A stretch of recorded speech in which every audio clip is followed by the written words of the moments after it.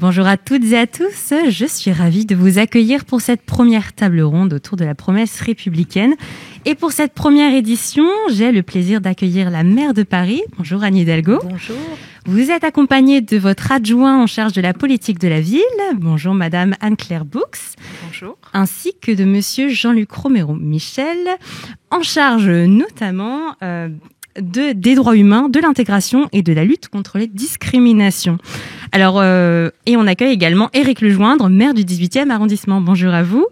Autour de cette table, j'ai également le plaisir d'être en compagnie de Madame Naïma Bourgault. Bonjour. Bonjour. Vous êtes coordinatrice de l'établissement culturel FGO Barbara dans le 18e arrondissement qui nous accueille aujourd'hui pour cette première émission. Et il y a également Monsieur Vincent Mermet, le président général du centre social Espace 19. Bonjour à vous. Bonjour. Alors, en décembre dernier, Anne Hidalgo, vous avez confié une mission sur la promesse républicaine à 2 de vos adjoints, donc Madame Anne-Claire Boux ici présent, ainsi que Jean-Luc Romero-Michel. L'objectif de cette mission consiste à mesurer les effets des politiques déjà déployées pour les renforcer et les améliorer, afin que la promesse républicaine soit tenue pour chaque Parisien et Parisienne. Et pour ce faire, lors de cette table ronde, vous allez pouvoir échanger directement avec des associations sociales et culturelles qui travaillent au contact des habitants et des habitantes de la capitale. Je vous propose de débuter cette table ronde en nous intéressant à la notion même de promesse républicaine. Les journalistes du GOP Radio sont justement partis à la rencontre des Parisiens et des Parisiennes afin de savoir ce que leur évoquait la promesse républicaine. Alors, je vous laisse écouter ces micro-trottoirs réalisés par Ali Chabot et Rémi Pierre pour GOP Radio et on réagit juste après. La promesse républicaine, alors franchement, aucune idée. Liberté, égalité, fraternité. La République, aujourd'hui, on ne sait plus trop qu'est-ce que ça veut dire. Moi, je suis qu'un simple citoyen, je ne suis pas un politique. On nous a promis tellement de promesses que je ne sais plus du tout ce que c'est une vraie promesse. Une promesse, d'abord, c'est une promesse qu'on tient. Alors ensuite, une promesse républicaine, c'est peut-être de donner la parole aux citoyens, de les entendre, d'écouter leurs problématiques et de s'engager pour répondre à leurs problématiques, de s'engager vraiment. Pour moi, c'est que ça signifie la promesse républicaine, ça signifie beaucoup de choses. Il y a pas, selon moi, il n'y a pas une définition fixe par rapport à ça. Je pense que l'État devrait protéger ses concitoyens. Sur le plan de la santé, sur le plan sociétal, et il devrait surtout plus être à l'écoute des citoyens. La promesse républicaine, c'est l'égalité pour tous, la liberté, la sécurité, une vaccination. 81 ans, je suis pas vacciné. On a l'espoir d'une vaccination contre le Covid-19, lutter contre le racisme aussi, profitez-en, contre l'antisémitisme et pour la paix. Oh, j'y crois pas trop maintenant. Je suis vraiment désolée, mais avec toutes les promesses qu'on a eues et les résultats qu'on a eus, enfin, si on a eu des résultats, ça me permet de douter. L'éducation pour tous, l'égalité pour tous, le même système pour tous, que ce soit la santé, que ce soit les aides, etc., etc. Alors, en écoutant ces réactions, on constate que certains Parisiens ne semblent jamais avoir entendu parler de promesses républicaines. Et en tout cas, ils ont beaucoup de mal à définir cette notion. Alors, comment expliquez-vous le fait que la promesse républicaine ne soit pas clairement connue de tous et de toutes? Et qu'est-ce que cette confusion, cette imprécision autour de cette notion traduit? Anne Hidalgo, je vous en prie. D'abord, c'est très important et c'est vrai que ce micro-trottoir, ces paroles de Parisiennes et de Parisiens montrent bien à la fois que pour certains, c'est quelque chose qui paraît comme creux, très abstrait. Pour d'autres, c'est déjà lié à, par exemple, l'école, la santé, la lutte contre le racisme et l'antisémitisme. Et aussi, on entend à l'écoute. Ça veut dire respecter, se placer aussi du point de vue des citoyens. Lorsque on a réfléchi ensemble avec mon équipe à cette mission que j'ai confiée à Anne-Claire Boux et à Jean-Luc Romero-Michel, mes 2 adjoints, on s'est dit pourquoi aller dans cette promesse républicaine? Parce que d'abord, la République, celle dans laquelle on vit, celle qui nous unit par des valeurs, liberté, égalité, fraternité, cette République, elle considère chaque enfant, chaque personne comme un enfant de la République. On est tous à égalité. Et en même temps, dans la réalité, on voit bien que cette égalité n'existe pas, qu'il reste quand même des sortes d'assignations, de déterminisme qui collent finalement, qui nous collent à la peau en fonction de notre origine sociale, de notre lieu de naissance, de la couleur de notre peau. Et finalement, parler de promesse républicaine, c'est dire comment cet idéal que représente l'égalité républicaine, comment on fait en sorte qu'il soit une réalité. Et pour qu'il soit une réalité, il faut aller travailler de façon très précise. Comment l'école aide ou pas, qu'est-ce qu'il faut faire de plus, évidemment, pour que tous les enfants se sentent accueillis de la même façon et se sentent aussi à égalité de rêves, de destins, de projets. Et je pense qu'une ville, une municipalité, elle doit se pencher aussi sur cette réalité concrète et sur le chemin qu'on peut prendre très fin pour arriver à dire, eh bien, dans une ville comme la nôtre, Paris, nous voulons non seulement nous sentir fiers d'appartenir à une communauté humaine qui partage des mêmes valeurs, ces valeurs s'inscrivant dans celles de la République, mais en plus, on va les faire vivre. Et on va les faire vivre en faisant de ces valeurs de la République une vraie langue vivante. Pas simplement des mots sur le fronton des écoles, une vraie langue vivante entre nous. Et pour ça, eh bien, il faut aller voir ce qui marche pas, ce qu'il faut faire de plus, comment donner plus la parole aussi à nos concitoyens, comment les impliquer beaucoup plus eux-mêmes et comment faire bouger le système, les institutions qui, en fait, montrent quand même des résistances, hein, parce que on en est toujours à se dire que cette promesse n'est toujours pas une réalité. Donc voilà un peu le travail, mais je trouve que dans ce que disent les Parisiennes et les Parisiens que vous avez interrogés, il y a déjà beaucoup de choses qui, en fait, vont nous inspirer aussi. Mmh. Et justement, parmi les définitions données par les Parisiens et les Parisiennes de la promesse républicaine, on retrouve bien évidemment la célèbre devise inscrite sur les frontons des édifices publics. Alors, je vous le rappelle, hein, même si vous la connaissez tous et toutes, c'est liberté, égalité, fraternité. D'autres élargissent la définition à la laïcité, à la lutte contre les discriminations, mais également à l'État-providence, garant de la sécurité des citoyens notamment. Est-ce que vous êtes d'accord avec les définitions données par les Parisiens et les Parisiennes et quelle est votre définition de la promesse républicaine? Naïma Bourgault, je vous en prie. Je pense qu'effectivement, pour moi, la promesse républicaine, c'est cet idéal, c'est cet espoir d'une organisation sociétale qui soit représentative, inclusive et participative. C'est cette volonté de contrecarrer les inégalités de fait qui existent dans une société. Qu'elles soient justement de niveau d'éducation, qu'elles soient de conditions de santé.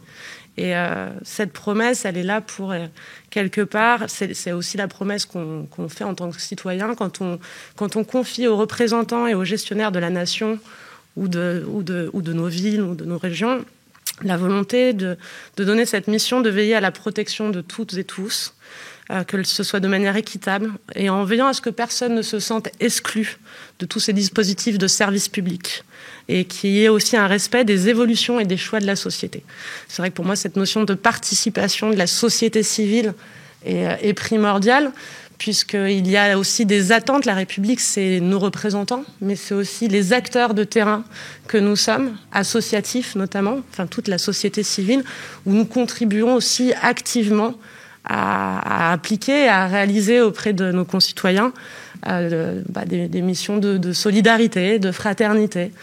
C'est le cas en tout cas, c'est le cas, nous le souhaitons, en tout cas nous l'espérons, à FGO Barbara, puisque nous nous inscrivons dans un quartier, alors dit zone prioritaire, mais un quartier qui est surtout très dynamique, qui dispose d'un tissu associatif impressionnant et l'un des plus foisonnants de France. Et nous, dans notre quartier, l'idée est vraiment d'être ancré, d'être proche des associations, du tissu associatif que nous recevons d'habitude dans cette salle. Nous sommes ici dans la salle réservée aux pratiques associatives.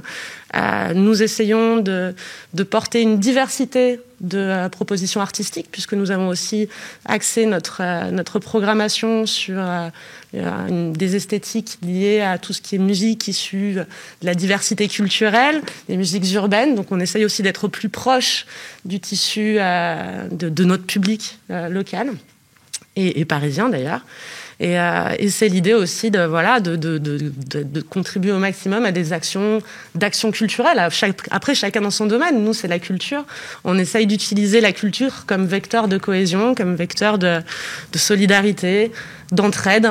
Et je pense que la promesse républicaine dans les établissements culturels tels que les nôtres, c'est un peu la promesse qu'on fait à nos concitoyens. On espère y contribuer.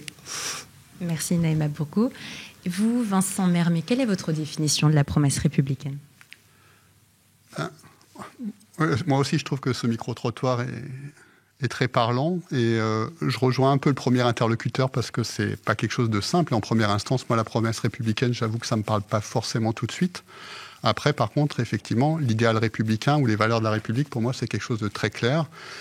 C'est la devise que vous avez rappelée, c'est la République démocratique, sociale et laïque. Et je crois que tout est dit et ça inclut effectivement les idées de protection ou les idées de lutte contre le racisme ou l'antisémitisme qui ont été évoquées. Donc après, cet idéal, ces valeurs, elles sont très claires, elles se suffisent et c'est pas que des mots creux, ce ne sont pas que des mots creux. Après, ce qui est important de dire, c'est que la République, elle n'est pas parfaite. Sinon, elle n'aurait pas attendu 1944 pour donner le droit de vote aux femmes, et que du coup, elle est critiquable. Enfin, dans sa réalité, elle est critiquable. Et je fais un petit détour par là parce que c'est important, parce que aujourd'hui, actuellement, des fois, quand on la critique ou quand on critique les institutions, on a l'impression qu'on est contre notre pays ou antipatriotique. C'est pas le cas, en fait. C'est à ce prix-là que la démocratie vit. Et donc, je pense que peut-être que la première promesse républicaine, c'est effectivement que ce débat il puisse s'organiser, et il doit s'organiser avec tous, avec bien sûr les élus et les institutions publiques qui ont une responsabilité particulière, mais aussi avec les chercheurs, avec les habitants et les associations, notamment les associations d'éducation populaire, hein, dont je fais partie, ont leur rôle et ont leur légitimité pour organiser et accompagner cette expression des habitants. Voilà, et donc c'est peut-être ça la première promesse républicaine, c'est être garant et de prendre très au sérieux cette parole. Et après, les institutions républicaines et les élus ont un devoir effectivement d'honorer cette première promesse et d'en tenir compte. Merci. Anne Hidalgo, qu'est-ce que vous pensez de ces définitions qui ont été données de la promesse républicaine ? Moi, je les rejoins tout à fait. C'est vrai que la première des promesses, c'est d'abord d'écouter, d'échanger, de dialoguer, parce que rien n'est possible. Et la promesse républicaine, c'est pas quelque chose qui vient s'imposer d'en haut à des vies qui subiraient ce que d'autres leur demandent d'accomplir. Et ça passe donc par le respect, la considération de l'autre dans sa différence et l'accueil de sa parole pour évidemment faire bouger aussi les institutions. Et je rejoins tout à fait ce qui a été dit sur la République. Elle n'est pas parfaite et notre rôle, c'est non pas de la rendre parfaite parce que je crois que la perfection n'est pas de ce monde, mais en tous les cas de considérer aussi la critique, l'évolution des institutions, de l'exercice du pouvoir, qu'il soit local, national, etc., comme quelque chose qui améliore évidemment la place des citoyens dans un système qui parfois souvent leur échappe. En tous les cas, c'est souvent la façon dont ils voient les dirigeants par rapport à eux. Et donc, oui, le rôle que nous avons, élus, citoyens, associations, c'est véritablement à la fois de faire beaucoup de pédagogie, de transmettre, d'échanger, d'écouter, de se laisser influencer, et en même temps de permettre justement à cette devise républicaine de devenir le plus possible une réalité. ne pas perdre l'idéal, mais aller quand même vers le réel. Et je pense que ce que nous essayons de faire, après de façon très concrète, par exemple dans une ville, à l'échelle de nos compétences, ça passe par quoi ? Ça passe par exemple par l'affirmation de la mixité sociale comme un élément qui est incontournable de cette promesse républicaine, si on veut la traduire dans la réalité. Donc ça passe par des politiques de logement, ça passe aussi par un accompagnement, un soutien aux écoles, notamment dans les quartiers populaires, et je me tourne aussi vers Anne-Claire, parce que on sait très bien que c'est là que se jouent beaucoup de choses. Ce qui est assez intéressant, parce que le mot de État-providence a été évoqué tout à l'heure. Je suis pas sûre que le mot soit très juste en soi. On ne sait pas trop ce que ça veut dire en fait l'État-providence, mais derrière il y a quand même l'idée à la fois de protection, la santé qui est là, la sécurité. Une dame a parlé aussi de sécurité, et puis il y a l'émancipation en fait. C'est accompagner aussi chacun vers ses choix librement consentis. Et dans cette émancipation, il y a la place de l'éducation, de la transmission et aussi évidemment du fonctionnement de la démocratie. Donc on est à la fois sur des concepts, mais en fait sur des choses extrêmement concrètes qui peuvent changer le destin des individus. Et chaque fois que je vois un enfant, par exemple, qui passe par des activités que vous réalisez dans vos associations, dans vos centres, dans les centres sociaux, et que ce sont des activités, qu'elles soient culturelles, artistiques, sportives, qui tout d'un coup vont aussi déclencher chez cet enfant une fierté de ce qu'il accomplit, une compréhension qu'il a, une capacité, des compétences. Je me dis, bien là, peut-être que il y a un moment fondateur chez cet enfant pour aller vers la vie qu'il pourra se choisir lui-même. Et voilà, donc je pense que c'est ce travail-là aussi qu'on doit faire tous ensemble. Et les pouvoirs publics type mairie, d'arrondissement, mairie de Paris, on est là pour proposer un cadre qui permette ça. Pas du tout pour dire aux gens, voilà ce qu'il faut penser, voilà comment il faut être ou agir, ça non. Mais proposer un cadre qui donne cette liberté-là. Alors, pour certains Parisiens et Parisiennes, comme on a pu l'entendre dans les micro-trottoirs, la promesse républicaine n'est pas tenue. Est-ce que c'est un sentiment que vous partagez, Vincent Mermet ? En fait, moi je dirais, et on le voit encore dans cette période-là de crise aiguë qui frappe notamment les plus fragiles, c'est que c'est un peu plus compliqué que ça. En fait, les habitants qu'on côtoie, ils peuvent être à la fois très critiques sur la situation qu'ils vivent au quotidien, et dans leur quartier aussi. Voilà, avec aussi, quand les inégalités sont fortes et la vie est difficile, on est effectivement tous très sensibles et l'impression qu'on est, voilà, qu'on est oublié, etc. Et ça s'appuie aussi sur des réalités. Et à la fois, dans le même temps, quand on les écoute, quand on leur explique, voilà, ils sont les premiers à être prêts pour agir, en fait. Donc c'est pour ça que le mot de promesse, je suis pas toujours à l'aise avec ça, puisque ça donne un peu l'idée, ça pourrait donner l'idée en tout cas que les citoyens sont des gens passifs, y compris les personnes dans la difficulté, mais en fait, les personnes, elles sont à la fois critiques et prêtes à agir, prêtes à écouter, prêtes à dialoguer, c'est ce qu'on fait notamment dans nos centres sociaux. Voilà, c'est participer à des collectifs pour améliorer la vie du quartier, imaginer des solutions. Voilà, à Espace 19, il y a des habitants du quartier qui, suite au premier confinement, se sont regroupés et on les accompagne pour créer un groupement d'achat pour essayer de se nourrir sainement et avec la très difficile équation économique pour se nourrir sainement. Mais ils sont acteurs, ils nous ont dit c'est nous qui voulons trouver des solutions. Voilà. Et vous, Naïma Bourgou, est-ce que vous pensez que la promesse républicaine n'est pas tenue ? Qu'est-ce que vous pensez de cela ? Moi, c'est pour ça qu'en introduction, j'ai dit que pour moi, la promesse républicaine, c'était un idéal. Je pense que tenue, pas tenue, la société, encore une fois, est mouvante. On a des attentes et des exigences qui évoluent nécessairement. Nos générations, en tout cas, ma génération, n'a peut-être pas non plus les mêmes attentes vis-à-vis de la République qu'à une certaine époque. Et je pense que ça, c'est important aussi de considérer que la société est mouvante. Aujourd'hui, nous, on est très actifs dans tout ce qui est lutte pour l'égalité des genres, contre les discriminations. Et il Il y a clairement encore beaucoup de travail à faire. Et je pense qu'à toute génération, ces combats... La question de la lutte contre la discrimination, déjà dans les années 80, résonnait avec la marche des beurs. Aujourd'hui, on est encore à se poser les questions d'intégration, de cohésion. Pour moi, l'important, c'est la question de la cohésion sociale, en tout cas.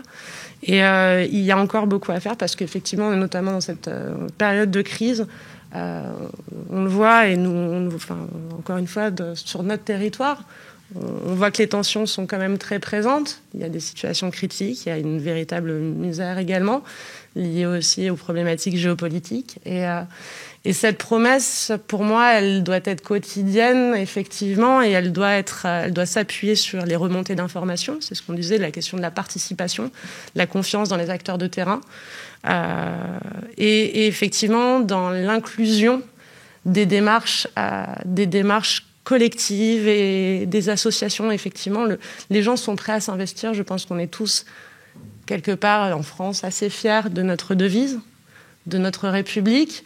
On a tous très envie de voir notre idéal d'organisation sociétale plus juste et plus inclusive, en tout cas. Donc, c'est dans ce sens que pour moi la promesse n'est pas tenue.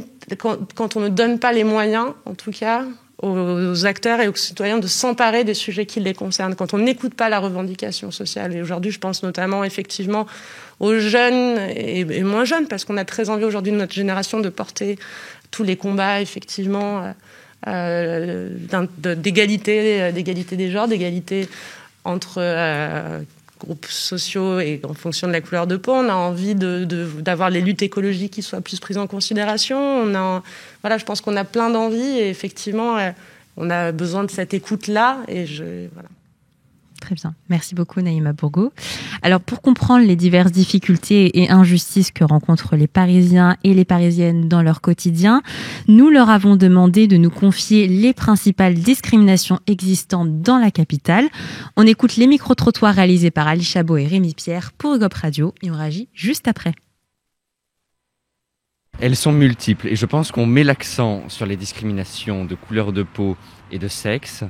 Mais je pense que les discriminations sont aussi économiques, sont aussi dues à un milieu social et beaucoup de problèmes que l'on occulte, les handicapés par exemple. C'est les inégalités hommes-femmes, notamment dans le milieu du travail. Une deuxième qui est là, c'est au niveau des classes sociales.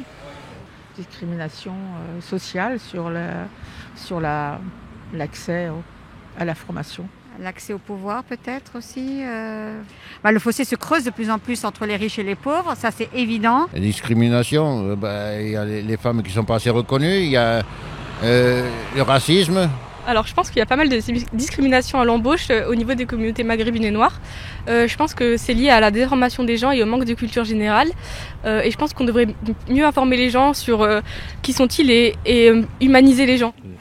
Peut-être l'accès à l'emploi, je pense. Pour les jeunes, c'est beaucoup plus dur d'avoir du travail actuellement. On recherche plus des gens qui sont déjà qualifiés. La crise sanitaire, je pense, c'est la plus belle des discriminations. Là. Enfin, en tout cas, ça a mis à jour des discriminations flagrantes, genre entre les différents quartiers, rien que dans Paris, typiquement. Ça va être le niveau de vie entre la population, je pense. Après, il y a les discriminations raciales. Mais le plus, je crois que c'est social, en fait. C'est la discrimination sociale. Il y a trop d'écart entre les gens, entre le niveau de vie. Moi, en tant que noire, déjà, il y a beaucoup de discrimination quand même. Raciale, ça c'est vrai. Là, actuellement, on va dire avec le Covid, tous ceux qui ont les cartes de séjour ont des difficultés à renouveler les cartes de séjour. Je suis dans ce même cas. Et aussi dans les emplois. Moi, ça fait 8 ans que je suis vacataire dans une école. Je ne peux pas être titulaire ni contractuel. Ouais. Juste parce que je n'ai pas la nationalité. Soit la couleur de peau, tu ne viens pas du même pays que la personne. Je dirais l'embauche, lors de l'embauche. Donc la discrimination des salaires hommes-femmes. Et peut-être l'accès aussi à tout ce qui est éducation. On nous a promis une éducation libre et accès pour tout le monde, gratuite. Mais on constate que dans les faits, ça reste quand même hyper... séparés envers les types de démographie qu'on a. Et pour échanger sur les discriminations vécues par les Parisiens et les Parisiennes, nous accueillons Olivier Flamand, directeur de l'APSV, l'association de prévention du site de la Villette, ainsi que monsieur Jérôme Dil, directeur général de l'association Espoir 18. Bienvenue à vous deux.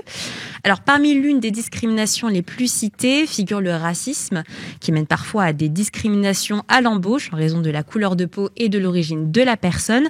Quelle est l'ampleur de cette discrimination que vous avez pu observer auprès des personnes avec qui vous travaillez, Olivier Flamand?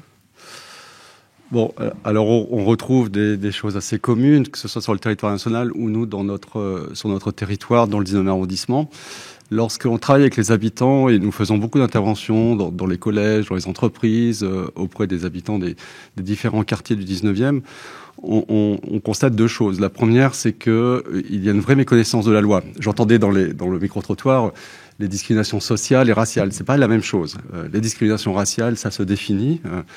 Discrimination sociale, pour moi, c'est un autre sujet. C'est politique sociale. Donc je pense qu'il faut promouvoir une connaissance de la loi et pouvoir mettre des mots derrière ces phénomènes qui sont différenciés. Et c'est important de les nommer et de les définir de façon claire parce que derrière, les actions sont différentes. Donc nous, sur notre territoire, nous rencontrons ce constat. Et je vais vous donner deux exemples ou trois exemples très très rapides de méconnaissance de la loi. Par exemple, un jeune, on l'entendait aussi dans le micro-trottoir sur les discriminations à l'embauche, qui entend régulièrement « tu es trop jeune pour ce poste de travail ». Bon. C'est une discrimination. On ne peut pas refuser de recruter quelqu'un en fonction de son âge.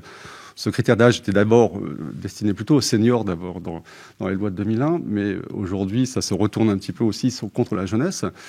Et quand on fait une sensibilisation et qu'on révèle en fait cette situation de discrimination, c'est souvent une découverte.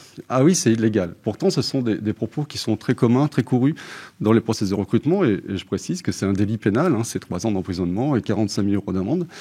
Et du coup, ce que nous demandent les jeunes, c'est de faire appliquer la loi. Ce qui est souvent pas une réalité dans le monde du travail. Deuxième exemple très court, c'est les jeunes qui aujourd'hui ont intégré le phénomène discriminatoire et qui, lorsqu'ils recherchent un logement, vont sélectionner les quartiers en fonction des bailleurs privés qui vont accepter ou pas de leur louer un logement. Et aujourd'hui, alors, ils anticipent finalement ce phénomène discriminatoire, ils vont sélectionner ces quartiers. Là aussi, il y a des discriminations très fortes et pourtant, elles sont intégrées et il y a des stratégies d'évitement. Et puis, troisième exemple très récent que nous avons rencontré sur notre territoire, une grande enseigne alimentaire qui, pour sa plateforme logistique, recrute des jeunes. Elle précisait des jeunes, d'ailleurs, ce qui était là en soi une discrimination, qui ne soient pas tous issus de la même communauté. Parce qu'ils ont des communautés à gérer. Voilà, c'est une situation réelle, concrète, que j'ai rencontrée, sur laquelle je suis intervenu. Là, une discrimination très forte, ce qu'on appelle en business to business, qui est invisible, en fait, pour le citoyen. Donc, il y a vraiment, pour moi, un effort de pédagogie très important, de connaissance de la loi, de ceux qui pourraient être victimes, des potentielles victimes, mais aussi des entreprises, du monde de l'éducation. Et nous, ce qu'on nous demande, les habitants, c'est faire respecter la loi. Et ça me semble, lutter contre la discrimination, c'est vraiment consubstantiel à la République et à l'égalité républicaine. Et malheureusement, ces discriminations sont aujourd'hui plutôt importantes et assez peu respectées. Concernant juste en 2 mots votre première question, nous rencontrons sur notre territoire les questions de discrimination dans le champ de l'emploi, une discrimination sur 2 très clairement, et l'origine et le genre sont les 2 discriminations les plus importantes aussi sur notre territoire. On y reviendra par la suite. Jérôme Dil, quelle est votre observation des discriminations racistes? Bonjour. Nous, en tout cas, sur les 2000 jeunes qu'on accueille à peu près chaque année de 15 à 25 ans sur nos différentes structures, on constate plusieurs phénomènes, à la fois une souffrance de ces jeunes, un sentiment de stigmatisation. Il nous faut remonter des questions de subir le racisme, de violences des fois subies quand on parle des relations police-population. Mais aussi, ce qu'on remarque, parfois, c'est une certaine tolérance à cette injustice. Et c'est ça que aussi... et puis, des fois, une faible croyance dans la possibilité de faire avancer les choses. Donc, par rapport à ça, on essaye, nous, après, dans notre politique et dans notre ADN qu'on a d'accompagner les jeunes sur ces quartiers, de les amener sur ces sujets-là, et de les rendre acteurs de projets sur ces thématiques, sur le racisme, sur l'antisémitisme, sur l'homophobie, sur les questions de police-population, sur le handicap, sur l'égalité femmes-hommes et même sur la prévention de la radicalisation. On mène un certain nombre de projets que moi je trouve intéressants et qui ont un impact et que je pourrais détailler si vous le souhaitez. Très bien, je vous en prie, si vous voulez les détailler. Pas de problème. Donc, par exemple, sur le racisme, nous, on est beaucoup sur une approche de terrain, approche opérationnelle. On a développé une méthodologie par phase, où il y a une phase de sensibilisation, de préparation, où les équipes se rapproprient ces thématiques-là, où les jeunes sont acteurs, où on les aide à monter des projets. Puis on a une phase de réalisation, où on a une boîte à outils, parce que c'est un travail de dentelle pour aller sur ces sujets-là. Donc on bénéficie d'un réseau d'acteurs comme Mark Shepson, comme Papendiaï, enfin des gens qui sont costauds sur ces sujets-là et qui amènent une vraie parole, un vrai savoir. Et puis, on utilise beaucoup la mobilité. On a visité un nombre important de lieux de mémoire, que ce soit en France ou à l'étranger, que ce soit la maison d'Isieux, le camp de Rivelsat, Oradour pour la France, mais on a fait aussi beaucoup de camps de concentration, à Dachau, à Auschwitz. Ils ont visité l'île de Gorée, ils ont visité le Memorial Act en Martinique. Et on a même été sur un projet que vous pouvez voir sur Internet où les jeunes ont été acteurs, ils ont créé un MOOC sur le racisme. Et pour cela, on a amené des jeunes jusqu'aux États-Unis. On a rencontré des acteurs, on a rencontré des Freedom Riders. Ils ont visité les 2 musées de l'Holocauste, de Washington, de New York, le musée afro-américain à Washington. Et pour ça que je dis que c'est un travail de dentelle. Je me rappelle certains des jeunes qu'on avait mobilisés sur ce quartier, sur ce projet. Je me rappelle tout au début, certains me disaient, Monsieur Jérôme, nous on parlera pas à un juif, par exemple. C'était le postulat. Non, ça arrivera pas. Et ces jeunes-là, vous pouvez regarder le MOOC, ces jeunes-là, aujourd'hui, ont interviewé un responsable Monsieur Jonathan Ayoun, qui était responsable des étudiants juifs de France. Ils ont visité des mémorials de la Shoah. Ils ont avancé sur ces sujets-là.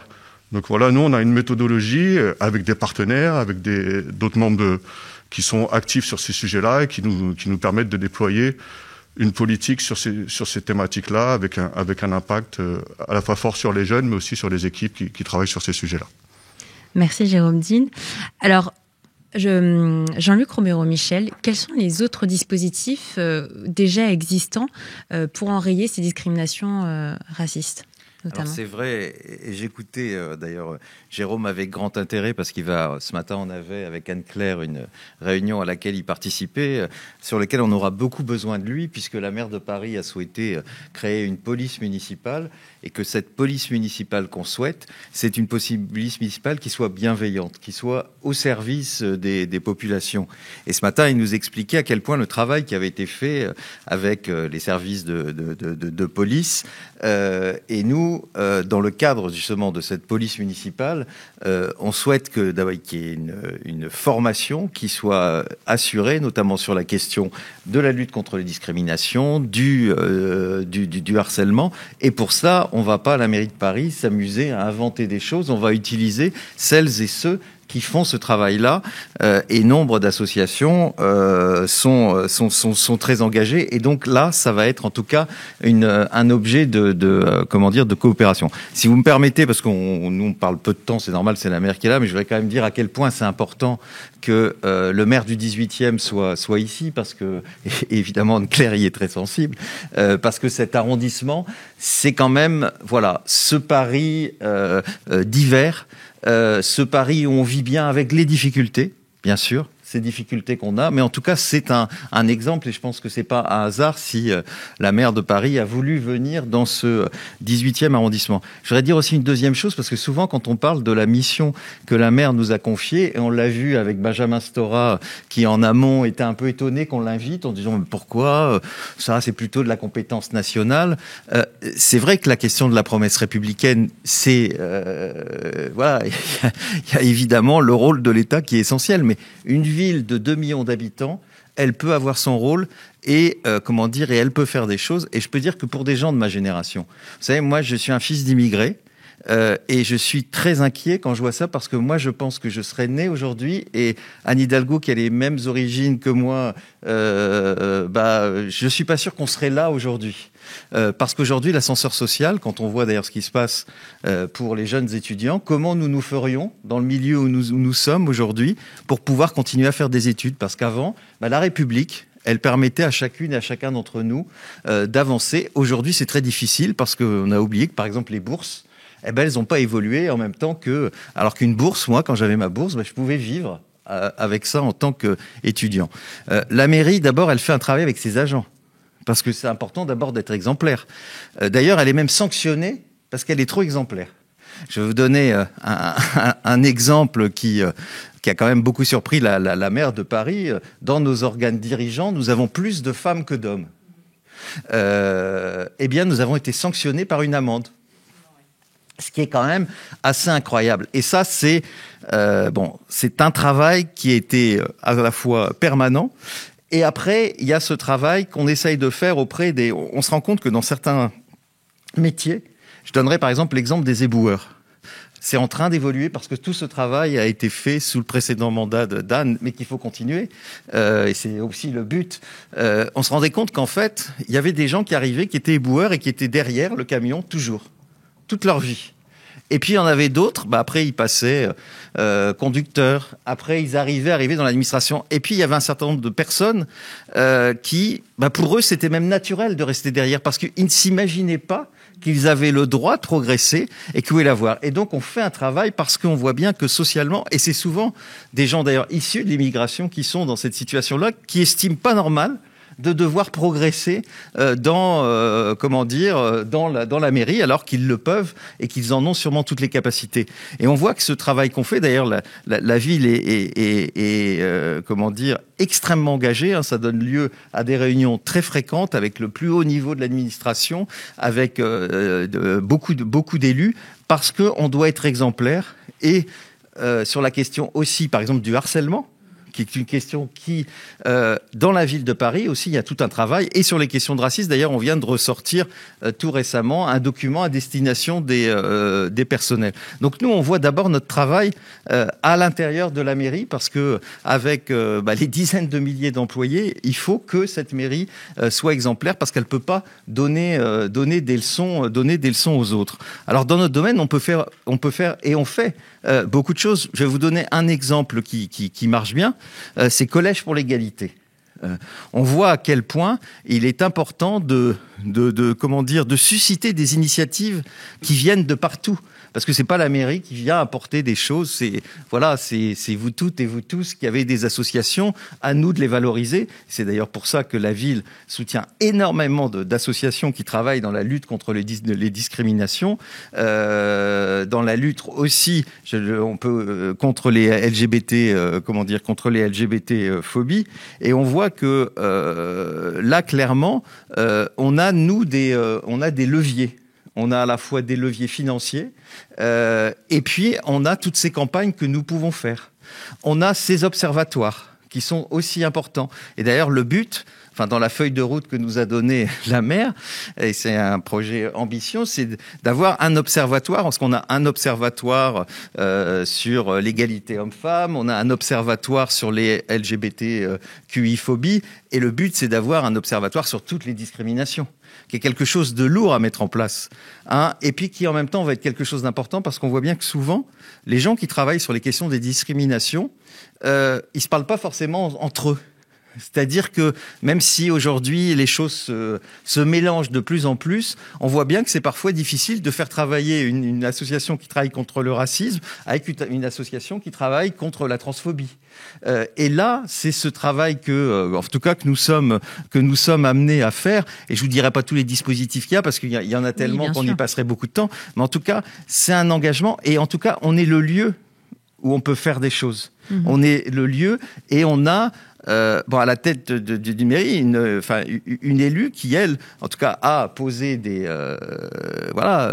demandes expresses auprès de ses élus depuis très longtemps, et qui a porté déjà ses fruits sur l'égalité homme-femme, et qui doit maintenant encore avancer sur la progression, parce que n'oublions pas que socialement, aujourd'hui, le problème social, à côté du problème de racisme, d'antisémitisme, etc., est aussi extrêmement important, et qu'on voit bien que, et la crise, malheureusement, va faire qu'aggraver les choses, il y a des gens qui sont dans des milieux modestes, qui vivent dans certains quartiers, etc., qui n'ont pas ces chances que moi j'ai eues et que la maire de Paris a eu de pouvoir aujourd'hui, elle, être maire de Paris. Justement, c'est une discrimination à laquelle on va s'intéresser par la suite. J'aimerais revenir particulièrement sur les discriminations à l'égard des femmes qui ont également été pointées du doigt par les Parisiens, les Parisiennes dans le micro-trottoir qu'on a diffusé auparavant. J'aimerais me tourner de nouveau vers Olivier Flamand et Jérôme Dil pour comprendre encore une fois quels sont les témoignages d'habitantes et d'habitants que vous avez eus et quelles sont les actions que vous avez essayé de mener pour les endiguer et peut-être les difficultés que vous avez rencontrées pour les endiguer. C'est un vaste sujet. Bien sûr, bien sûr.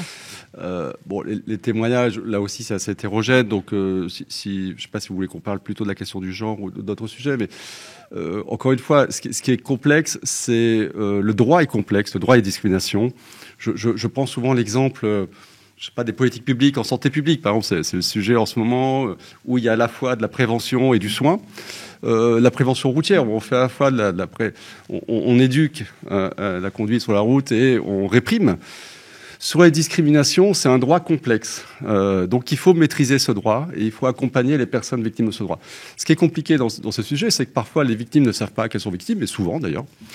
Et même les entreprises ne savent même pas qu'elles discriminent. J'évoquais tout à l'heure des grands poncifs, des usages traditionnels dans les pratiques du monde du travail qui aujourd'hui n'interrogent pas les entreprises. Donc ce qui est vraiment compliqué, c'est de faire révéler ces situations et de dépasser le déni. Souvent, les grandes difficultés, c'est le déni discriminatoire, notamment dans le monde du travail. Une entreprise, là tout à l'heure j'évoquais une situation qui est une entreprise de l'ESS par exemple.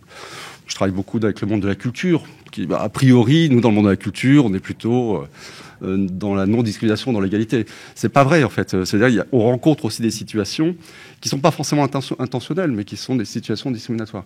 Donc, ce frein-là, il est vraiment très important. Nous avons besoin, en fait, du soutien, comme l'évoquait Jean-Luc Romero, de la collectivité. Aujourd'hui, en France, malheureusement, les politiques de prévention et d'éducation ont complètement été abandonnées par l'État depuis 10 ans. Disons les choses. L'Accès a joué son rôle dans les années 2010 en mettant en place des plans de lutte contre la discrimination. Et je remercie la ville qui nous soutient beaucoup. Et grâce à elle, ce plan dans le 19e continue. Et on a encore beaucoup de boulot dans les années à venir. Mais globalement, en France, tous ces plans ont disparu. Il reste quelques plans à Villeurbanne ou à Rennes. Et prévenir, éduquer, ne semble pas être une façon de travailler pour les pouvoirs publics aujourd'hui au niveau de l'État. Récemment, le gouvernement veut mettre en place une nouvelle plateforme numérique de répression des discriminations qui existe déjà, en fait. Donc, on réinvente un peu l'eau chaude. C'est le rôle du défenseur des droits et des dépôts de plainte. Et les politiques de prévention qui demandent des moyens financiers, clairement. Nous avons une coordination du plan de lutte sur le territoire du 19e arrondissement pour 180 000 habitants. Donc, on a encore beaucoup de travail à mener. Donc ce frein, ce levier d'intervention dans les collèges, avec l'éducation nationale, c'est aussi compliqué de travailler, avec le monde de l'entreprise, avec les différents partenaires sociaux. Voilà, il manque un mouvement et une dynamique très forte qui a été impulsée à la fin des années 2009-2010 et qui aujourd'hui a quand même été largement abandonnée par les politiques publiques. Jérôme Dil, est-ce que vous avez quelque chose à ajouter sur le sujet ? Oui, sur les difficultés, comme je disais tout à l'heure, c'est pour aller sur ces sujets-là, c'est un travail de dentelle. Donc voilà, c'est avoir tous les ingrédients. C'est pas toujours évident d'avoir tous ces ingrédients. J'écoutais l'intervention de Madame Hidalgo, Madame le maire juste avant, qui parlait beaucoup de l'écoute. Voilà, sur ces sujets-là, il faut déployer beaucoup de temps d'écoute des jeunes, des familles sur ces sujets-là, et ça prend du temps. Il faut avoir les bons interlocuteurs, et c'est pas des choses qu'on fait avec une baguette magique. Et les freins aussi, je dirais, c'est pour aller. Nous, on est une association d'insertion sociale et professionnelle. On n'est pas un acteur, au départ, on n'est pas né un acteur sur ces sujets-là. Mais si on peut y aller aujourd'hui sur ces sujets-là, c'est parce qu'on a su tisser avec ces jeunes-là et ces familles un lien de confiance. Et ce lien de confiance, il se fait avec les partenaires, avec la ville de Paris, avec les mairies d'arrondissement, avec ces soutiens-là, mais aussi avec ce travail invisible qu'on mène. Et comme on dit souvent, la prévention, on voit pas quand ça marche. Mais il faut aussi, et c'est ça, des fois, moi je dis le frein, c'est comment on soutient ce travail invisible qui nous permet après, derrière, nous, d'aller aborder je dirais sereinement. Je donne un exemple que tout à l'heure j'ai parlé de la Maison d'Isieux. On a visité un jour la Maison d'Isieux. C'était un séjour ultimate de frisbee. C'était des jeunes du quartier. C'était pas prévu, mais parce que ils ont un lien de confiance avec leurs animateurs, leurs référents, parce qu'ils croient en l'accompagnement qu'on leur propose. On leur a dit dans 2 jours, 8h du matin, il faut aller visiter la Maison d'Isieux. Il n'y a pas eu de souci. Et ça, c'est parce qu'il y a un travail de longue haleine, parce qu'on était parti avec une équipe, on va dire costaud de jeunes, parce qu'il y a un potentiel, mais c'était costaud. Et je dirais aussi, il y a aussi des freins peut-être dans la formation aussi. Et pourtant, nous, on travaille à former nos équipes, mais dans les métiers du social, c'est pas toujours ces sujets-là, ils sont pas toujours abordés, même dans des formations CAFDES ou des GEP, c'est pas toujours, il faut aller faire une spécificité, une licence. Donc, c'est aussi un travail aussi, et vous avez parlé aussi, Monsieur Romero, de question de la transphobie. C'est que j'ai des équipes, des fois, oui, le racisme, on dit, va aller travailler sur l'homophobie, la transphobie. Ah, et pourtant, en fin de compte, quand vous développez une méthodologie, vous arrivez à aller sur ces sujets-là. Et il faut y aller sur ces sujets-là. Nous, on y va parce que c'est aussi notre responsabilité d'emmener sur l'ensemble des problématiques et des enjeux sociétaux. Et je voudrais juste finir, moi, sur 2-3 mots.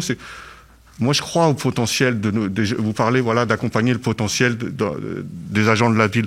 Moi, j'accompagne le potentiel des familles depuis 20 ans sur ce quartier-là, en partenariat avec la mairie. Et vraiment, 2-3 mots, mais quand des jeunes, vous arrivez à vous amener une projection d'un film comme I'm Not Your Negro, Dupont-la-Joie, Vénus Noire, c'est pas des films faciles, c'est pas des lieux, voilà. Et ces jeunes-là, ils y vont. Si vous trouvez les bons encadrants, si vous faites ce travail invisible, vous arrivez à les amener à ça. Nous, aujourd'hui, on voudrait continuer à travailler sur ce sujet-là, continuer à s'enrichir avec les différents acteurs qui travaillent sur ce sujet-là, modéliser ce qu'on sait faire et pourquoi pas s'aimer sur ces sujets. En tout cas, voilà ce qu'on aimerait continuer à faire avec la ville et je tiens à les remercier encore de leur soutien. Olivier Flamand, je vous en prie. Oui, juste, je voudrais rebondir sur ce que vient d'évoquer Jérôme. Ce qui est important, c'est de comprendre qu'à l'origine de chaque discrimination, des discriminations, il y a des stéréotypes, des préjugés. Donc, ce sont des phénomènes là aussi complexes, mais nous sommes tous empreints de stéréotypes. Nier le fait que nous ayons des stéréotypes, c'est une fausse, c'est une irréalité, pardon, et les sciences cognitives le démontrent. Et donc chez les jeunes, c'est pareil. Ils ont aussi des stéréotypes et des préjugés. Et c'est pas grave en fait. Voilà, il faut les travailler, il faut les accompagner, il faut un travail de prévention et d'éducation, comme l'évoquait Jérôme, et il faut aussi les neutraliser dans les espaces qui sont prohibés par la loi. L'éducation, l'emploi, la santé, l'accès aux biens et aux services, etc. Et donc c'est ce travail-là qu'il faut aussi opérer. C'est à la fois un travail d'éducation, d'accompagnement, qui sera de toute façon, parfois on me pose la question, à quel moment se terminent des politiques de lutte contre la discrimination, mais j'ai envie de dire jamais. C'est la République en fait, et c'est l'égalité dans la République. Et cette question de déconstruction des stéréotypes, elle est essentielle en continu, parce que on voit aussi au fur et à mesure du temps, et là parfois la parole politique ou la parole publique fait un embrouillamini, pour reprendre une terminologie, ou un magma de pensée, qui fait que ça évolue. Ce qui était vrai aujourd'hui, tout à l'heure Jean-Luc Romero évoquait les LGBT-phobies, il y a 10 ans c'était pas les mêmes, et peut-être dans 10 ans il y aura d'autres sujets qui apparaîtront et que l'égalité femmes-hommes sera de façon beaucoup plus structurée, abordée et résolue. Donc voilà, il faut prendre conscience que c'est un travail essentiel, permanent, de déconstruction aussi de ces stéréotypes dans ces domaines d'activité. Merci. Éric Lejoindre, maire du 18e arrondissement, quelle est votre réaction par rapport à ce qui a été dit par Olivier Flamand et Jérôme Dil ? C'est difficile de réagir à tout ça parce qu'on est sur des sujets très lourds, mais finalement peut-être que la première des réactions, qui est peut-être un peu contre-intuitive quand on écoute le débat public aujourd'hui, c'est de se dire que finalement, ici dans le 18e, ou plutôt que la République peut peut-être apprendre beaucoup de choses de ce qui se passe ici dans le 18e ou dans le 19e. Et finalement, cette promesse républicaine dont on parle beaucoup, elle a peut-être aussi à se nourrir de ce qui se passe sur nos territoires, qui ne sont pas du tout ces territoires perdus de la République qu'on peut entendre ici ou là. Il y a ici une richesse inouïe, d'abord parce que c'est ici que se vit la réalité de la promesse. La promesse républicaine, c'est quoi ? C'est bien sûr une indication qui s'adresse à tous les membres, à chacun d'entre nous, mais c'est aussi un travail de la République sur elle-même. Au fond, la promesse républicaine, c'est la tension, l'opposition à l'aspiration peut-être naturelle des êtres humains à l'entre-soi. Et ce que fait la République, d'ailleurs c'est la différence entre le modèle anglo-saxon peut-être et le modèle républicain, c'est de dire non, cet entre-soi naturel, on a peut-être tous tendance à se réunir entre nous, entre gens qu'on connaît, sur des territoires qu'on connaît, avec des gens qui nous ressemblons, et ce que veut faire la République, c'est de casser ça. Et au fond, c'est peut-être ce qui se passe d'abord sur nos territoires à nous. casser cet entre-soi, faire en sorte que on puisse chacun découvrir qu'il y a des richesses chez tout le monde et pas uniquement entre ceux qui se ressemblent. Et ce que disait Jérôme, que je connais mieux parce qu'il s'occupe beaucoup du 18e, mais on travaille beaucoup aussi bien sûr avec nos collègues du 19e, c'est de montrer que quand on fait ce travail, on peut démontrer, alors on travaille sur la jeunesse, peut-être devrait-on d'ailleurs travailler un peu plus sur les plus âgés. D'ailleurs, on parle beaucoup de mener des politiques de lutte contre les discriminations dans les quartiers populaires. Peut-être faudrait-il aussi mener ces politiques dans les quartiers qui le sont moins, parce que finalement, peut-être que les ghettos les plus durs à casser, c'est les ghettos volontaires. Et moi, je suis absolument convaincu, je suis bien placé pour le voir dans le 18e, que le ghetto le plus dur à casser, c'est le ghetto des plus riches en réalité. C'est pas le ghetto des plus pauvres. Le ghetto des plus pauvres, il a assez envie de se casser, mais le ghetto des plus riches, c'est le plus dur. Et donc, mener ces politiques de lutte contre les discriminations dans nos territoires, mais dans tous nos territoires, et y compris dans les territoires peut-être moins populaires. La promesse républicaine, elle s'adresse pas, c'est pas une exigence que pour les plus nouvellement arrivés en France. C'est pas une exigence que pour les plus pauvres. C'est aussi une exigence pour les plus riches. C'est aussi une exigence pour ceux qui sont là depuis le plus longtemps. Et c'est cette lutte contre l'aspiration peut-être naturelle à l'entre-soi. Et je pense que c'est en regardant ce qui se passe sur nos territoires que peut-être on peut tirer des leçons pour toute la France.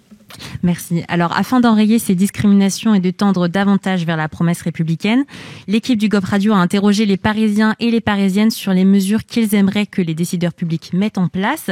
On écoute les propos recueillis par Ali Chabot et Rémi Pierre et on réagit juste après.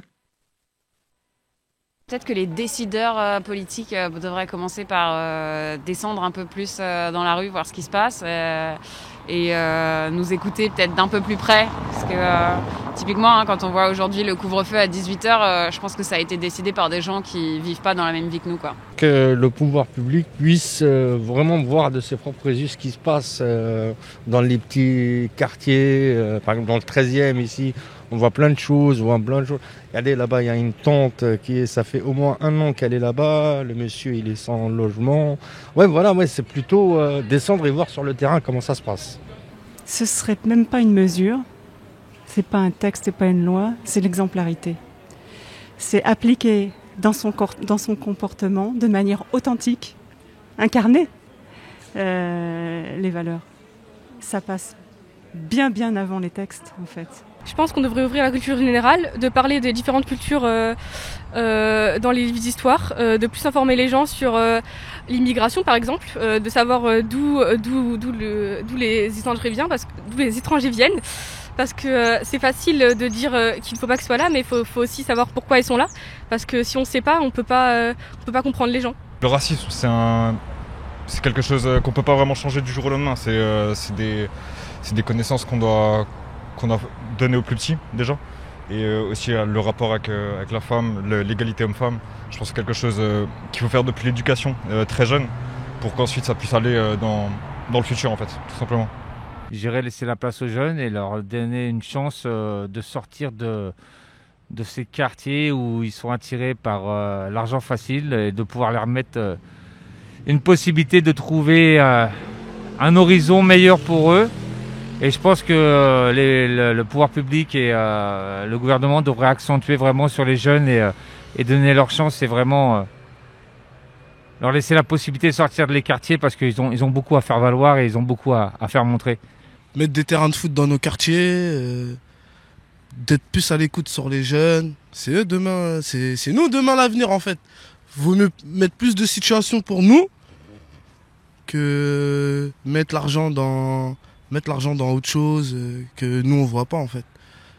Déjà, il faudrait qu'il y ait plus de logements sociaux et je pense faire une mixité, c'est-à-dire dans les centres-villes, tout ça, pour que on ait une mixité et je pense que ça pourrait aider les uns comme les autres. Je pense qu'il faut aider plus les étudiants parce qu'il y a trop de précarité. Faire de la réinsertion pour les gens, par exemple créer des cuisines pour les SDF, les trucs, faire de l'aide intergénérationnelle avec les personnes âgées qui s'ennuient et les parents qui sont débordés.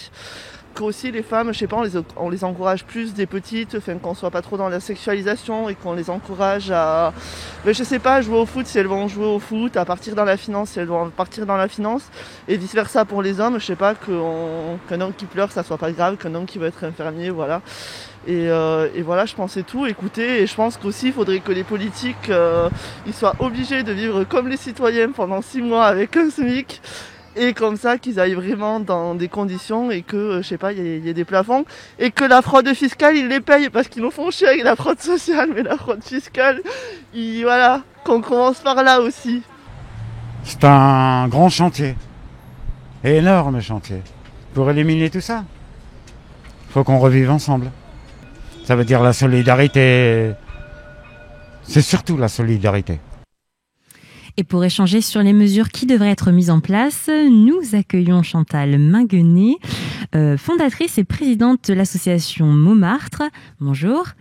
Ainsi que Perrine Rosenweg, directrice de l'association Essai, Esprit, Savoir, Sport et Équité. Alors, les Parisiens expriment leur souhait d'avoir des décideurs publics exemplaires, davantage à l'écoute de leurs concitoyens et en phase avec la réalité quotidienne des Parisiens. Comment est-il possible de tendre vers cela ? Quel dispositif peut-on imaginer ? Perrine Rosenweg, la parole est à vous.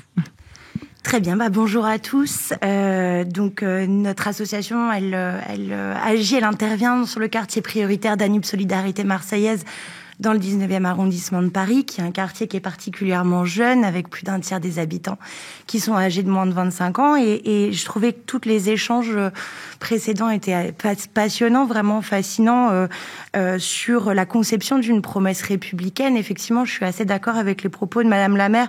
Pour nous, également, ça ne correspond pas à une vision pyramidale qui va être injectée du haut vers le bas. Bien au contraire, je pense que c'est après tout et avant tout une question de confiance. Et d'ailleurs, les témoignages le marquaient bien, une question de confiance. Alors, je parle de la jeunesse, mais des habitants en général.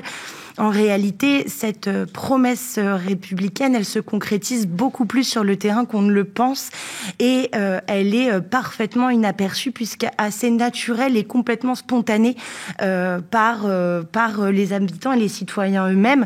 Les périodes de confinement successifs ont bien montré qu'en fait cet élan de solidarité était parfaitement naturel, était quelque chose de très induit et qui se mettait en place et en forme tout particulièrement. Nous, notre association, elle a été créée par une initiative habitante dans les années 90, de jeunes habitants de 20 ans. Aujourd'hui, elle fonctionne toujours sur la même philosophie, et sans vouloir dire que c'est une clé à quoi que ce soit, je pense que c'est déjà une solution par rapport à ça, c'est-à-dire que en réalité, il n'y a pas d'action, il n'y a pas de projet s'il n'y a pas d'initiative, et la principale qualité qu'on peut avoir en tant qu'acteur social sur le terrain, comme que ce soit dans le 18e, dans le 19e ou dans tous les quartiers prioritaires, c'est d'être particulièrement à l'écoute des initiatives déjà en place et des envies déjà en place sur le territoire. Donc nous, c'est des initiatives qu'on met en place chaque jour. Les 12-25 ans font partie de 65% de notre conseil d'administration. Ils sont 50% des porteurs de projets. Ils sont 90% des bénévoles. Et en tout cas, c'est vraiment quelque chose sur lequel la promesse républicaine, au-delà d'être un concept, est une réalité. Et je pense que effectivement, les autorités publiques ont beaucoup à apprendre et ont à valoriser cette implication-là, cet engagement-là. Et sur le terrain, les jeunes, en tout cas, ne le voient pas beaucoup. On le voit avec l'augmentation des problèmes entre les jeunes et les forces de l'ordre. On le voit également avec les orientations professionnelles, ou en tout cas qui sont souvent, on va dire, choisies par dépit, parce qu'il y a un vrai manque de confiance des jeunes et de la jeunesse. Et c'est que ça que nous, on essaye de prôner tous les jours. Alors d'ailleurs, il existe une véritable envie parmi les Parisiens et les Parisiennes d'écouter les jeunes, d'accorder du crédit à leurs paroles, à leurs demandes. Comment est-ce que, Anne-Claire Boucks, on peut leur donner plus de voix ? On est là pour leur donner la voix. Et c'est tout l'intérêt de faire ce plateau radio aujourd'hui, c'est de donner la voix. Et c'est tout l'intérêt de cette promesse. Dans cette promesse, on a noté plein d'ambivalences. À la fois l'espoir, l'idéal, et à la fois la déception. d'un côté, ça parle pas, mais en même temps, on a des idées très précises. Créer des logements sociaux, faire des terrains de foot. On a des concepts, des grands concepts, liberté, égalité, fraternité, mais la réalité qui est vécue au quotidien, elle est difficile. On apprend à l'école ce qu'est le racisme, l'antisémitisme, mais beaucoup de jeunes, y compris dans les quartiers populaires, vivent ce racisme. Et donc, on voit toute cette ambivalence. Et c'est aussi le dialogue, c'est de réussir à... On a entendu beaucoup l'écoute. L'écoute, elle est importante, en fait. Et cette promesse, c'est en partant du terrain, c'est en sortant de ces grands concepts, mais en revenant à la réalité quotidienne, je pense qu'on arrivera à refaire société. Parce que, en fait, en réalité, dans le quotidien, on a tous envie que nos enfants y réussissent à l'école. On a tous envie de vivre ensemble, d'avoir des relations apaisées. Et c'est très important ce que vous disiez, madame. Oui, ces initiatives sur le terrain, elles existent. Et on doit repartir du terrain pour la reconstruire, cette promesse. La construire ensemble. Il y a cette notion de confiance entre les élus. Et faire participer les citoyens, c'est aussi que les élus puissent se mettre au même niveau que les citoyens et les citoyennes. Ça, c'est important. Il faut casser les barrières. On dirait que dans ce monde actuel, avec les réseaux sociaux, il y a de la tension, il y a de l'interpellation, il y a vraiment... et on a besoin, en fait. Il n'y a pas de différence. Un élu, c'est un citoyen, c'est une citoyenne. Donc, il n'y a pas de différence. Il faut qu'on arrive à se parler, à construire ensemble. Et c'est là où nous, dans cette promesse, on a fait beaucoup d'entretiens, d'auditions, mais aussi d'un côté des experts, comme Benjamin Stora, qui était cité par mon collègue, mais aussi des associations. On a été sur le terrain, on a été à la PSV, on a été dans nombre d'associations, Basiliade, dans le 18e, pour voir concrètement quelles sont les actions qu'on peut mettre en place pour faire société, pour redonner de l'espoir dans cette promesse républicaine. Et on va continuer. On va faire des questionnaires pour interroger les habitants et les habitantes. C'est aussi, on va continuer les micro-trottoirs. Parce que c'est des paroles elles sont belles, ces paroles. Elles sont franches. Et ça aussi, c'est un des principes de cette démarche, c'est de parler sans tabou, sans filtre. Oui, et je pense en particulier aux quartiers populaires. Oui, dans les quartiers populaires, le compte n'y est pas. Oui, quand on est un homme, on a 5 fois plus de chances de se faire contrôler. Quand on est jeune, on a 5 fois plus de chances aussi. Et quand on est d'une couleur de peau noire ou arabe, on a 7 fois plus de chances. Eh ben non, c'est pas normal. Et on va s'attaquer à tous ces sujets, le sujet de la mémoire sans tabou, mais de façon apaisée. On a besoin d'apaisement. Et c'est aussi grâce à l'apaisement, sans désigner de coupable, sans stigmatiser, sans faire d'angélisme. C'est aussi comme ça qu'on va pouvoir créer ce dialogue. C'est ça, vraiment, toute cette philosophie. Et c'est comme ça qu'on va pouvoir faire participer les habitants et les habitantes. En ayant cette philosophie, cette modestie vis-à-vis de la promesse. Oui, Paris fait déjà de nombreuses choses et on le fait avec vous, grâce à vous, les acteurs de terrain. Mais on peut encore aller plus loin. Et c'est ça qu'on cherche. On cherche à trouver les solutions pour aller plus loin. Je suis toujours c'est un sujet qui me tient particulièrement à cœur. Et j'entendais Jean-Luc qui parlait de son expérience. Moi, si on m'avait dit qu'un jour je serais élu de la République, je l'aurais pas cru. Je viens d'un milieu modeste. Et il y a 3 ans encore, je pensais pas que je porterais l'écharpe. Et c'est vrai que c'est pas toujours facile. Avoir les codes. La première fois que je suis arrivée au Conseil de Paris, ça a été un moment douloureux. Parce que j'avais vraiment pas les codes. J'ai pas fait d'études politiques. Je viens d'un milieu où les politiques, c'est à la télé, c'est loin. Et donc, c'est vrai qu'il faut qu'on arrive à créer ces ponts, cette solidarité, cette fraternité, cette confiance, ce vivre ensemble. Je pense que c'est comme ça qu'il faut qu'on la réfléchisse, notre promesse. Et c'est cette ambition-là qu'on doit avoir. Merci Anne-Claire Bou. Chantal Manguet, comment est-ce qu'on peut faire société, comme le disait Anne-Claire Bou, selon vous? Alors, j'ai bien écouté et ça me parle tout ce qu'on est en train de se dire. En fait, j'ai envie de revenir sur un point assez essentiel, c'est que chaque être humain a besoin d'être reconnu. Il y a une histoire d'épanouissement individuel et collectif aussi, bien sûr, mais c'est universel, c'est fondamental, où qu'on soit à Paris ou ailleurs. Et je crois que redonner la place à chacun, c'est peut-être ça la grande promesse, que chacun puisse être en capacité d'être et d'agir, et pas simplement d'avoir. Donc, ce qui va peut-être être le plus important, c'est de trouver l'intérêt commun, en fait, de ce groupe qui peut avoir des points de vue différents, des parcours différents, des histoires différentes. Donc l'action devient le levier incroyable, puisque autour d'un même intérêt, c'est-à-dire il y a un problème, on va créer la solution ensemble, on peut réunir beaucoup de gens et des gens qui de toute façon n'avaient aucune raison de se croiser. Donc je crois beaucoup à la capacité, au potentiel d'action et beaucoup aussi au micro-local. J'ai de plus en plus de mal à croire que les grandes mesures vont régler tous les problèmes. Je pense beaucoup plus que localement, en additionnant les forces, on y arrive. Et évidemment, en utilisant toutes les ressources qu'on a autour, parce qu'elles sont incroyables, les ressources. Et je crois que la ville de Paris a fait beaucoup de choses et franchement, on a de la chance. Il se trouve que je préside l'association Montmartre que j'ai fondée il y a plus de 20 ans et que dans d'autres villes, ça se passe pas comme ça je peux vous le dire. La confiance, j'ai entendu ce mot-là, donc ça ne marche évidemment que si c'est un préambule à l'action. S'il n'y a pas la confiance, c'est pas la peine d'y aller, ça ne marchera pas. Donc ça, c'est vraiment important. Donc juste vous dire que moi, il y a 20 ans, j'étais une maman solo dans mon quartier et que le mode de garde, je ne l'avais pas et que je galérais, je courais, mais comme j'étais pas toute seule, je me suis dit qu'il fallait faire quelque chose. Donc ça milite aussi pour moi sur l'idée qu'on ait sa propre solution et que chacun est capable de créer une solution, y compris les petits, même les enfants, nous, ils créent des solutions à leur échelle, dans leur quartier. Et donc, quand j'ai créé Montmartre, ça a été de dire, bon, ok, ça n'existe pas, qu'est-ce qu'on fait? Donc, on pleure, on râle, ou on fait? Bon, pas de chance, j'ai fait. J'aurais peut-être pas dû, parce que 20 ans après, je suis encore là. Et aujourd'hui, on a 19 lieux d'accueil. Le premier a démarré, Monsieur Joindre, vous n'étiez pas là, mais dans le 18e arrondissement. Donc, clairement, pour moi, créer des solutions, c'est déjà comprendre les besoins. Et ça, c'est fondamental, parce que souvent, on rate cette étape-là. Elle est souvent soit raccourcie, soit massifié, c'est-à-dire qu'il y a pas la nuance. On voit le problème général, mais on comprend pas les subtilités. Et ça demande du temps. Donc ça, c'est pas évident parce que c'est rarement financé. Je tiens quand même à le préciser que c'est des temps en plus souvent.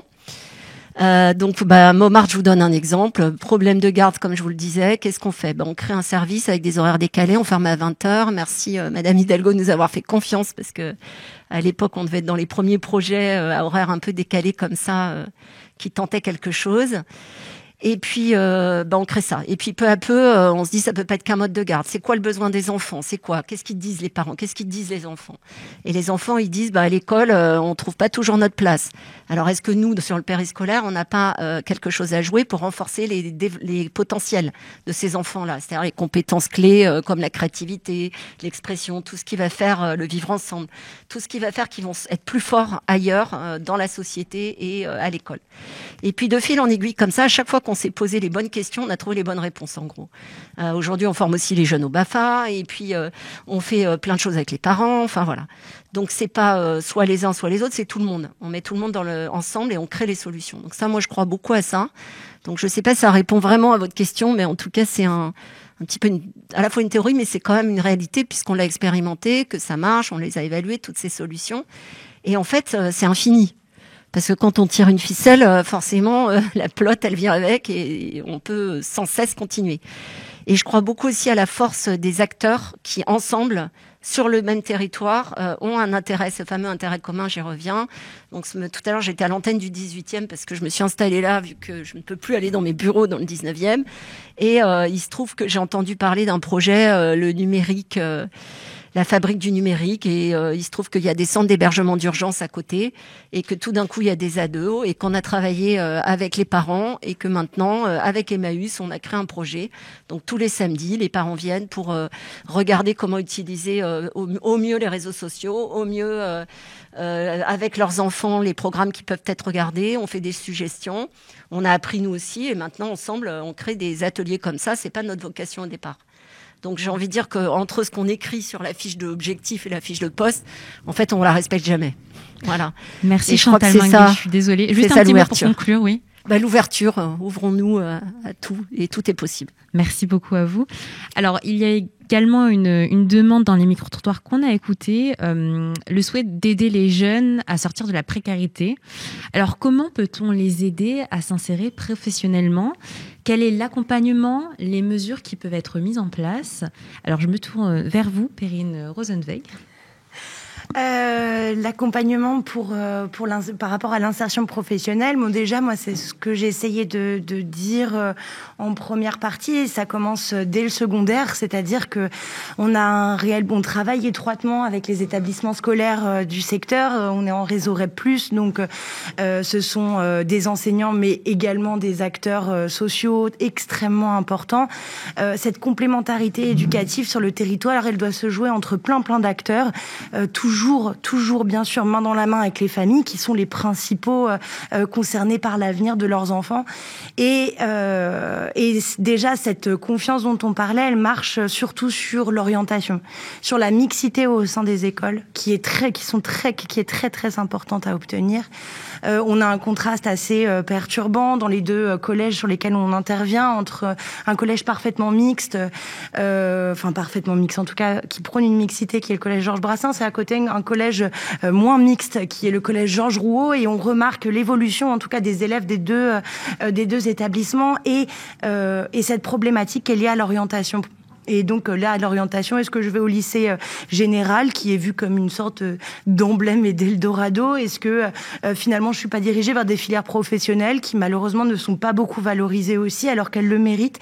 Et ça commence par là déjà, ça commence par transmettre une valorisation, une estime de soi. On est capable d'aller au lycée général. Le lycée général est simplement un établissement où on va quand on ne sait pas quoi faire de son avenir. Ce n'est pas en aucun cas un lycée d'excellence. Il faut vraiment pouvoir prôner cette parole-là. Le lycée professionnel, au contraire, c'est pour ceux qui sont un peu plus déterminés, et ça, faut le valoriser aussi. Ça commence là. Et puis après, ça commence dans l'accompagnement, la confiance qu'on va pouvoir avoir, la qualité des stages qu'on va pouvoir essayer de trouver, la confiance que les entreprises vont pouvoir donner, cette valorisation en tout cas que nous on essaie de prôner tous les jours sur le terrain, en lien avec les établissements scolaires, et qui est très importante. Et ensuite, toujours valoriser les projets individuels. J'ai envie de monter mon entreprise, j'ai envie de monter mon association, j'ai envie d'agir, j'ai envie de me professionnaliser, j'ai envie de faire de mon engagement citoyen, et c'est ça qui une profession. Et nous, on a de la chance, je suis la seule à pas être issue du territoire, mais nous, ce qu'on prône chez ESSE, c'est que on remarque les engagements citoyens des jeunes, et puis on les accompagne vers une professionnalisation de cet engagement-là, et vers des diplômes, et vers des responsabilisations, parce que finalement, l'engagement citoyen est également un métier. Merci Perrine Rosenweig. Alors Farid Boukhelifa, bonjour, vous venez de nous rejoindre, vous êtes principale du collège Berlioz dans le 18e arrondissement. Comment peut-on aider les jeunes à s'insérer professionnellement, à sortir de la précarité ? Quel est l'accompagnement, les mesures qui peuvent être mises en place ? Après, je suis principal d'un collège très particulier, parce qu'il a fait l'objet d'une expérimentation de mixité sociale, avec une option originale, singulière, qui est la montée alternée, c'est-à-dire qu'on a choisi avec Coisovox de réunir toute une génération de deux secteurs dans le même établissement, où ils font toute leur scolarité. Et le pari, selon les termes de Julien Grenet, le sociologue donc, de l'école d'économie de Paris, c'était un pari audacieux. Et c'est un pari, semble-t-il, qui réussit. Donc c'est vraiment, c'est l'idée de la mixité sociale, mais l'idée de toutes les mixités. Puisque dedans, on a 30 élèves en situation de handicap, il y a une SECPA, donc l'enseignement adapté. L'établissement, il y a 2 ans, lorsqu'il était l'ancienne version Berlioz, sur les sixièmes qui sont qui sont arrivés en sixième en 2016, il y avait 2/3 de garçons. Donc il y a des effets de la ghettoisation, c'est-à-dire les filles partent. Donc il y a une fuite des filles. Et c'était ça le pari aussi, c'est gérer toutes les mixités, c'est-à-dire construire la fraternité. C'est quand même, ça fait partie de la devise républicaine. D'ailleurs, on associe, nous, la fraternité le 9 décembre à la laïcité. Donc, il y a tout un travail sur les valeurs de la République. Le jour du 8 mars, c'est celui de l'égalité. Et la liberté, c'est le 10 mai, avec l'abolition de l'esclavage. Donc c'est vraiment, c'était à travers un climat scolaire apaisé, parce que c'est ce qui apaise les élèves, le fait qu'ils se réunissent ensemble. Donc ils tissent des liens, ces élèves d'origines différentes, et c'est ce qu'on constate réellement, concrètement. Et derrière, il y a aussi, donc un climat scolaire apaisé, c'est une nécessité, c'est tout le travail qui a été fait avec la mairie de Paris sur le bâti. C'est-à-dire, là, c'est particulièrement ambitieux, parce qu'il y a une maison des collégiens, d'ailleurs, Madame Hidalgo, il y a quelques années, donc je vous remercie, j'en profite. Il y a un kiosque donc, qui est terminé, il y a un kiosque à musique en cours, il y a un théâtre, donc une petite salle de spectacle, un pôle sportif avec un terrain d'athlétisme sur le deuxième site, un jardin pédagogique. Mais la particularité, c'est qu'on ouvre ces créations aux associations de quartier. C'est-à-dire, c'est vraiment la possibilité que l'établissement s'inscrive dans son quartier, dans sa ville, et qu'il soit ouvert, et que les locaux soient mis à disposition. C'est tous ces liens. Et aussi à l'intérieur de l'établissement, par exemple, vous arrivez, vous avez une galerie de portraits des élèves. C'est des photos magnifiques qui ont été faites par l'Institut d'éducation. Là, il y a une cinquantaine de grands portraits, mais on va passer à une centaine. Donc, c'est vraiment un établissement pour les élèves, pour le bien-être des élèves et des personnels. De sorte que les élèves, le matin, qu'ils aient envie de se rendre à l'école. Ils sont contents de retrouver leurs camarades et de retrouver leurs enseignants. C'est ça vraiment qui est important. C'est cette idée de fraternité, d'inclusion, et sortir de ce qu'on appelle l'exclusion, à tel point que, par exemple, on n'a plus de concept de discipline. On essaie d'exclure le mot exclusion et d'aller vers ce mot d'inclusion, mais de tous en un, tous ensemble, dans un collectif. C'est ça qui est important. Merci Monsieur Boukhelifa. Et pour conclure cette table ronde, je suis désolée, on est pris par le temps. Madame Hidalgo, comment peut-on favoriser la mixité, le vivre ensemble et l'inclusion ? D'abord, permettez-moi de dire que c'est vrai que ça, non seulement ça rend optimiste, je suis plutôt optimiste de nature, mais c'est vrai que de voir toutes ces initiatives, toutes ces actions, toute cette volonté de faire dialoguer des femmes, des hommes, des jeunes, des plus anciens, des femmes et des hommes, des gens très très différents qui viennent d'origine, qui n'ont pas les mêmes religions, les mêmes convictions, les mêmes couleurs de peau, et de vouloir faire non seulement dialoguer, mais faire respecter aussi chacun dans sa différence et mettre toute cette énergie citoyenne, éducative, associative, pour faire en sorte que lorsqu'on se parle, on reconnaît l'autre et on l'accepte dans sa différence, parce que ça ne va pas nous retirer quoi que ce soit, cette différence-là. Au contraire, elle va ajouter quelque chose à ce que l'on est. Ça, c'est un travail, vous l'avez dit, tous autant que vous êtes, du quotidien, c'est un travail dans la dentelle, c'est un travail qui à la fois doit être reconnu, accompagné, notamment par les élus, les pouvoirs publics qui sont autour de vous, mais qui est un travail absolument irremplaçable. Si on calculait ce que ce travail-là évite de conflits, de violences, de galères, je vous assure que vraiment on verrait la force aussi presque économique de tout ce qui est fait par toutes ces associations et toutes ces très bonnes volontés. Et puis en face de ça, il y a des gens qui continuent à essayer de nous expliquer qu'on n'est pas fait pour vivre ensemble si on est différent, et à attiser ces différences et à nous expliquer que il vaut mieux se méfier, qu'il peut pas y avoir de confiance si l'autre est différent, si on vient pas des mêmes origines. Donc on voit bien qu'on est dans un monde, ce que disait bien aussi Anne-Claire, dans un monde où il y a ces contradictions. Et en fait, celui qui pousse le plus fort l'emportera. Et il faut que ce soit, je dirais, ceux qui ont envie de cette fraternité, de cet apaisement et de cette reconnaissance de l'autre.